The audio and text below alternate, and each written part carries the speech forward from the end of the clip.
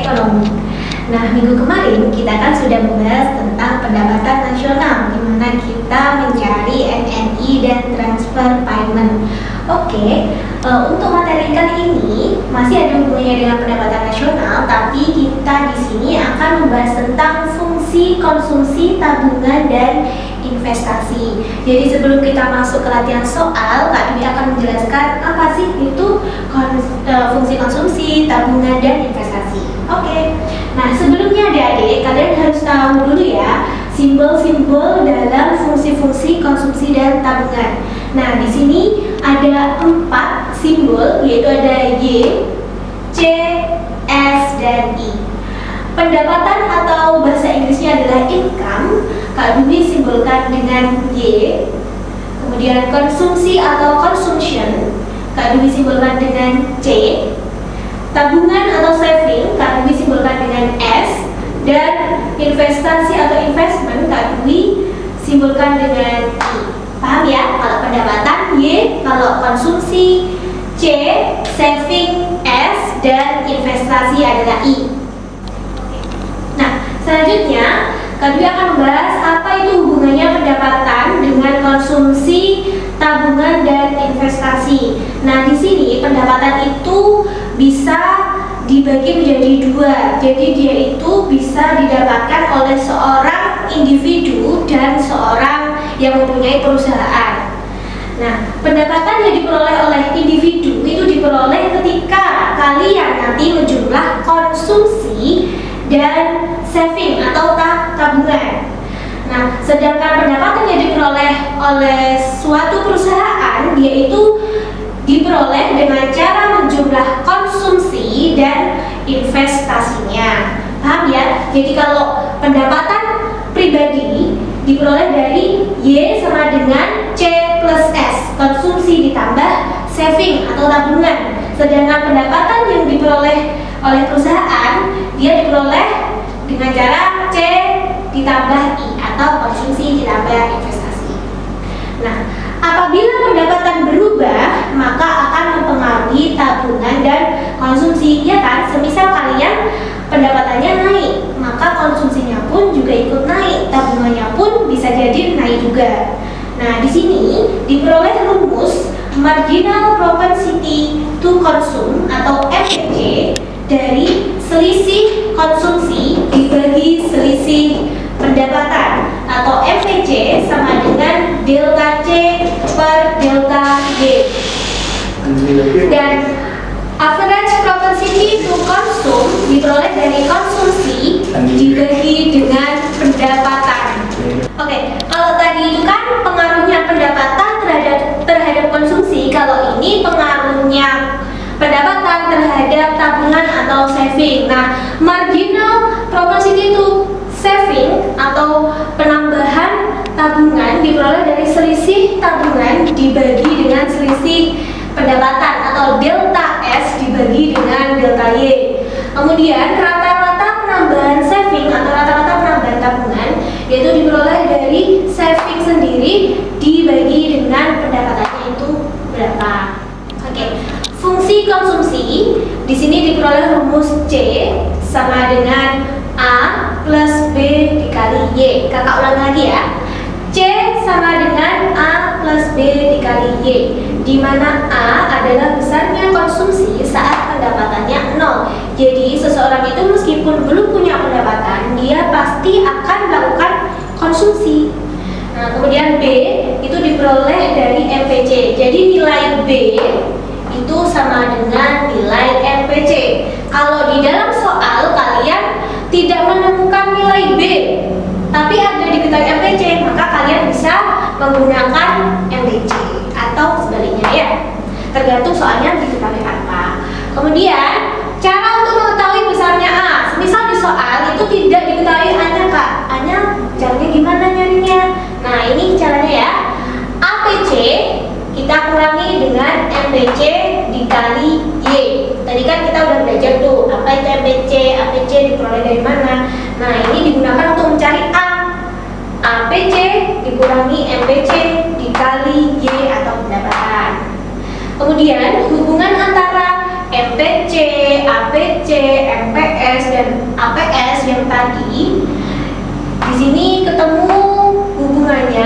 dimana MPC ditambah MPS itu sama dengan 1. Jadi MPC dan MPS kalau dijumlah itu harus 1 nilainya. Terus APC dan APS kalau dia dijumlah itu nilainya harus 1. Selama dia dijumlah tidak bernilai 1 maka dia masih salah. Jadi ini ya guys kuncinya. Kalau dijumlah dia harus nilainya 1. Kemudian yang selanjutnya adalah fungsi tabungan. Nah, fungsi tabungan ini merupakan fungsi yang menggambarkan antara tabungan dan pendapatan. Nah, maka diperoleh S sama dengan Y min C. Tadi kan S sama dengan Y sama dengan C plus S. Kalau kita mau nyari S, maka kita keluarkan S ke ruas kiri, kemudian Y-nya kita pindah ke ruas kanan. Jadinya seperti ini. S sama dengan Y min C. Atau fungsinya di sini S sama dengan min A ditambah dalam kurung 1 min B dikali Y atau pendapatan. Jadi kalian bisa membedakan ya antara fungsi konsumsi dan tabungan. Kalau fungsi konsumsi dia sudah pasti positif, tidak ada min sama sekali, ya kan? Tapi kalau fungsi tabungan dia secara otomatis sudah ada minnya.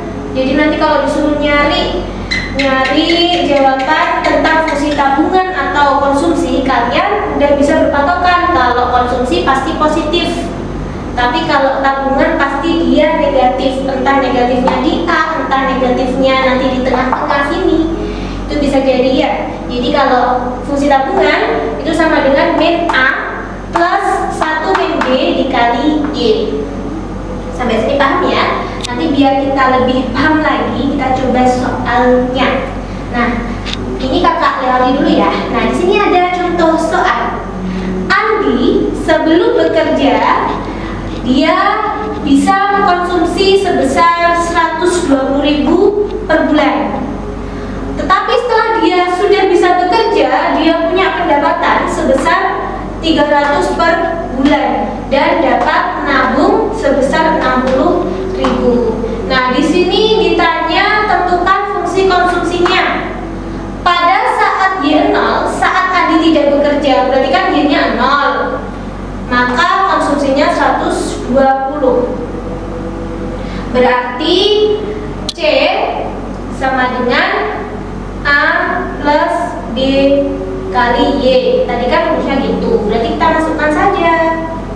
C sama dengan A. Ini adalah A guys. 120 ini adalah A. Jadi 120 plus B Y, karena Y-nya belum diketahui. Jadinya ini. Paham ya? Jadi kan konsumsinya 120 per bulan. Nah, C di sini adalah A. Konsumsi seperti ini kan? Ini gimana ya? Nih. Besarnya konsumsi saat pendapatan 0. Andi belum bekerja, berarti Y-nya masih 0 ya kan? Y-nya masih 0. Maka 120 di sini merupakan nilai dari A. Sampai sini paham ya? Paham? Oke. Sudah ya, selanjutnya pada saat Y sama dengan 300, ketika pendapatannya Andi setelah bekerja dari 300, dia bisa menabung sebesar 60.000. Nah, cara mencari C-nya di sini, besar C, yaitu Y dan S. Berarti Y-nya berapa? 300. Kita kurangi S-nya, masukkan saja 60.000. Berapa guys? 240.000. Jadi nilai C adalah 240.000. Tadi kan hanya sudah kita masukkan ke sini, maka C sama dengan 120.000 plus BY. C-nya berapa? 240.000. 120 plus BY. B-nya 300 ya kan? Y-nya 300. Sorry. Jadi gini guys, sampai sini paham kan ya? C-nya dari mana, terus 120 dari mana, terus Y-nya dari mana? 240 dari sini, 120 120 dari A-nya ini tadi. Terus B-nya kan belum diketahui. Y-nya kan dari soal 300. Sampai sini paham ya? Oke. Nah, 240 kita kurangi 120 sama dengan B 300. Atau di sini kalian bisa langsung tulis 300B ya. 240 dikurangi 120 ada 220.300B. Nah, B kita keluarkan. Kakak taruh sini ya. B kita taruh sini. Jadinya 300 kita bagi dengan 120.000. B sama dengan 0,4. Nanti kita rangkai sesuai dengan rumusnya fungsi konsumsi. B sama dengan 300 dibagi 120 kan ya. B-nya di sini kita keluarkan, jadi kita pindah ruas ke kiri. Nah, B ketemu 0,4. Kita masukkan ke dalam rumus fungsi konsumsi. Udah ya teman-teman. A plus B kali Y. C-nya tadi 240. C-nya biarin aja. 120-nya tulis. B-nya 0,4 kali Y. Ini udah selesai. Gimana teman-teman? Udah kan? Oke, selanjutnya kita latihan. Di sini ada contoh soal UTBK. Kalian bisa buka di paket 3, soal nomor 5. Nah, di sini Kak Dwi sudah tulis ya, diketahui fungsi konsumsinya C sama dengan 70 juta ditambah 0,8 Y. Kemudian Y sama dengan 120 miliar ribu rupiah. Nah, ditanya jumlah tabungan atau saving. Jumlah savingnya berapa? Langsung kita lihat di fungsi tabungan, guys. Jadi kita masukkan langsung ya. S sama dengan min A plus 1 min B kali Y. Ingat, kalau fungsi tabungan dia pasti ada yang negatif. Entah A-nya, entah belakangnya A pasti ada negatifnya. Kita masukkan min, ini adalah A 70 juta ditambah 1 min. B nya dari mana Kak? B nya dari ini nilai B. Kan C itu A plus BY, berarti B nya adalah 0,8 Y. S sama dengan min 70 juta tambah 0,2 Y. S sama dengan min 70 juta plus 0,2 Y nya kita substitusi nilainya. Y nya kan nilainya 120 miliar, kita substitusikan. Hati-hati menulis nolnya. Min 70 plus 240 juta. Kita kalikan ya. 0,2 kali 120 miliar dapatnya 240 juta. Jadi S di sini kita kurangi saja. Ini kan min 70 juta ditambah 240 juta, dapatnya adalah 170 juta. Jadi jumlah saving atau S adalah 170 juta. Mudah bukan? Kita hanya memasukkan dan substitusi ke fungsi tabungan saja. Oke, tadi kan kita sudah belajar ya apa itu fungsi konsumsi, tabungan, dan bagaimana contoh soalnya. Nah, selanjutnya di sini Kak Dwi akan menjelaskan kurva dari fungsi konsumsi dan tabungan yang sudah kita pelajari tadi. Nah, di sini dikenal dengan istilah BEI atau break even income, atau biasa disebut juga dengan break even point. Jadi BEI itu diperoleh ketika jumlahnya pendapatan sama dengan jumlah konsumsi. Jadi Y sama dengan C. Nah, di sini ini adalah titik BEI atau BEP. Dia diketahui ketika kurva dari Y sama dengan C. Jadi jumlahnya Y ini berpotongan satu titik ketika jumlahnya sama. Maka ini adalah kuncinya. Y sama dengan C. Nah, di sini Kak Dwi punya contoh soal UTBK. Bisa kalian buka paket 2 nomor 11. Sudah ya? Nah, diketahui pendapatan pertama adalah 1 juta. Ketika pendapatannya 1 juta, konsumsinya adalah 1.300.000. Ketika pendapatannya naik menjadi 1.250.000, konsumsinya juga naik menjadi 1.500.000. Di sini kuncinya kalian harus tahu pola antara Y1 ke Y2. Ketika pendapatannya naik dari Y1 ke Y2, ini kan dari 1 juta ke 1.250.000 itu kan naiknya 250.000, ya kan? Ini polanya.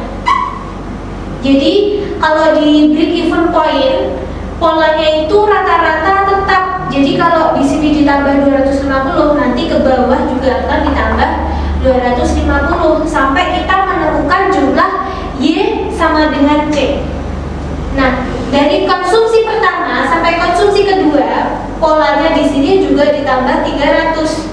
Jadi kayak deret matematika ya teman-teman. Ini Y1 ke Y2 ditambah 250, C1 ke C2 ini ditambah 200. Nah, biar kalian gak bingung, kita buat tabel.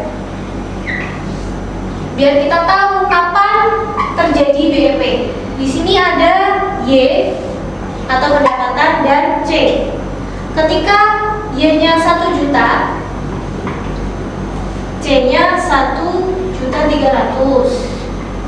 Ketika Y-nya naik, C-nya juga naik. Logikanya kalau pendapatannya naik, maka konsumsinya juga naik. Terus kita masukkan lagi. Tadi kan polanya ditambah 250. Berarti sampai bawah juga harus tambah 250. Berarti Y3-nya berapa, guys? 1.500.000. C-nya juga kita tambah 200 terus ke bawah. Jadinya 1.700. Udah sama belum? Belum kan? Selama dia belum sama, berarti kita terus tambah sampai ketemu Y sama dengan C.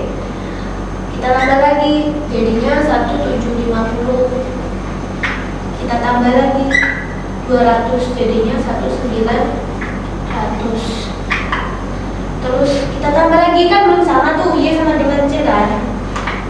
Jadi kita tambah lagi, jadinya setelah 250, 2 juta ya. Ini jadinya 2.100.000. Belum sama ya guys, kita tambah lagi sampai dia sama 2.250.000. Ini 2.300.000. Belum sama guys, tambah lagi 2.500.000. Kita tambah lagi 200, jadinya 2.500. Nah, dari sini sudah sama guys jumlahnya antara Y dan C. Berarti ketika pendapatannya 2.500.000 dan konsumsinya 2.500.000, nah disinilah terjadi break even point atau BEI. Paham ya? Jadi kita yang pertama harus tahu polanya. Pola antara pendapatan pertama ke pendapatan kedua, polanya gimana? Ditambah berapa? Kalau ini 250. Kalau C-nya kan ditambah 200. Jadi nanti ke bawah dia harus dijumlah sesuai pola sampai ketemu pendapatan sama dengan konsumsi. Paham ya? Di sini kan sudah sama 2.500.000 Untuk pendapatan dan konsumsinya juga 2.500.000. Terjadilah BEP. Oke teman-teman, mudah kan?